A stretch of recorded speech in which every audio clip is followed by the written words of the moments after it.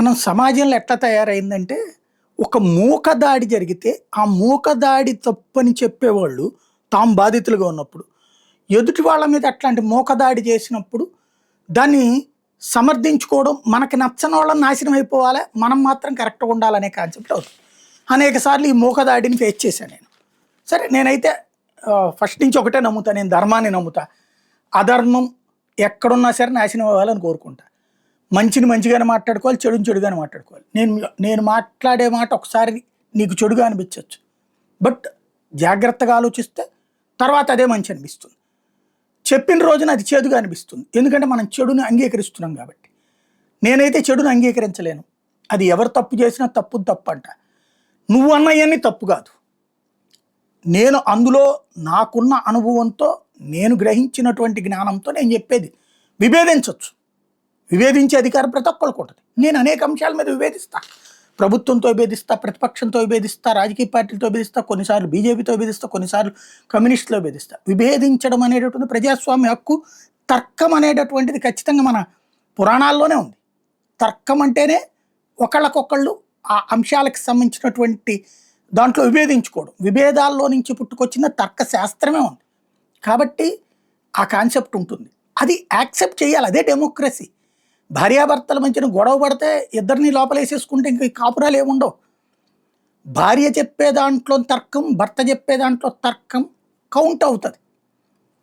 అదే నిజ జీవితంలోనే. ఇదంతా ఎందుకు చెప్తున్నా అంటే, పవన్ కళ్యాణ్కి సంబంధించి ఇప్పుడు ఆయనకి మంచి చేద్దాం అనుకునే వాళ్ళు అనవసరంగా చెడు చేస్తున్నారు. ఇప్పుడు మొన్న బొగ్గుల శ్రీనివాసరావు అనే ఆయన చనిపోయారు. ఆయన పుస్తకం రాసింది ఎప్పుడో నాకు కూడా గుర్తులేదు అసలు. పవన్ కళ్యాణ్కి సంబంధించి ఫ్రమ్ ద బిగినింగ్ ఫాలో అవుతున్నటువంటి నాకు కూడా అప్పుడు ఒక పుస్తకం రాశారని గుర్తుంది. కానీ ఆ బొగ్గుల శ్రీనివాస్ ఇప్పుడు చనిపోయాడని నాకు ఐడియా లేదు. మొన్న సోషల్ మీడియాలో పెద్ద ఎత్తున పవన్ కళ్యాణ్తో పెట్టుకుంటే ఇంతే, పవన్ కళ్యాణ్తో పెట్టుకుంటే నాశనమే ఈ రాసుకొచ్చారు. బాగానే ఉంది. అదే పవన్ కళ్యాణ్ని, అదే మెగా కుటుంబాన్ని దశాబ్దాల పాటు టార్గెట్ చేసిన వాళ్ళు ఎవరు? వాళ్ళు ఏమైనా నష్టపోయారా? ఇంకా ఇంకా మంచి మంచి పొజిషన్స్లోనే ఉన్నారు కదా. మరి నీ శాపనార్థం సామాన్యుడు ఎందుకు?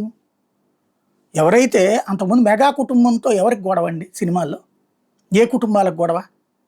కామన్గా ఆలోచించండి. నేను ఇంకా అవన్నీ మాట్లాడట్లేదు, విభేదాలు సృష్టించదలుచుకోవాలి.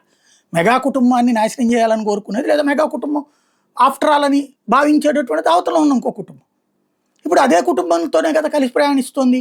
మరి ఇంతకాలం వాళ్ళు ఏమన్నా నాశనం అయ్యారా? మనం చెప్తున్నాం కదా మా వాళ్ళంటే అట్టయిపోతారని. ఏమైంది? ఏమీ కాదు. అదే సందర్భంలో వాళ్ళు కూడా అట్లాగే శాపనార్థాలు పెట్టారు వీళ్ళని. ఏమన్నా అయింది వాళ్ళకి? చివరికి వాళ్ళిద్దరూ బాగానే ఉన్నారు పెద్దోళ్ళు, మధ్యలో మనకెందుకు? ఇప్పుడు బొగ్గుల శ్రీనివాసరావు చనిపోయిన దాన్ని అదిగో మెగా వాళ్ళతో అంటే ఎట్టాగా నాశనం అయిపోతారు, పురుగులు పట్టిపోతారు ఎట్టాగని రాసుకొచ్చారు.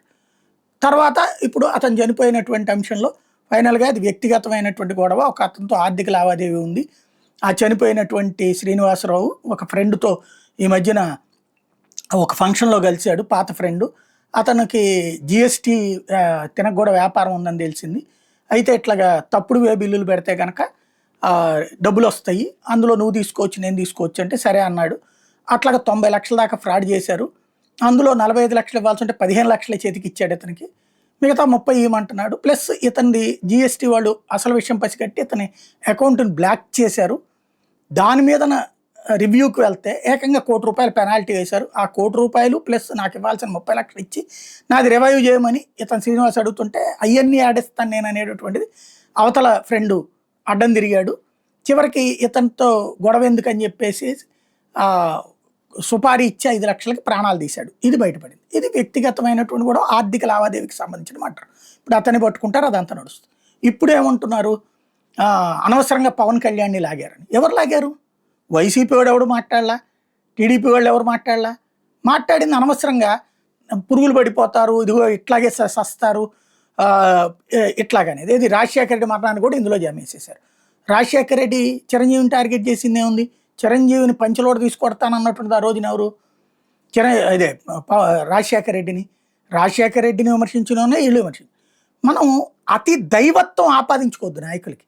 నాయకుల్లాగా అభిమానించడంలో తప్పు లేదు. లోపాలని మనం అంగీకరించవచ్చు, దాన్ని మన ఇష్టం. కానీ శాపనార్థాలు పెట్టి మళ్ళీ రివర్స్లో మనమే వెళ్తే ఉపయోగం ఉంది.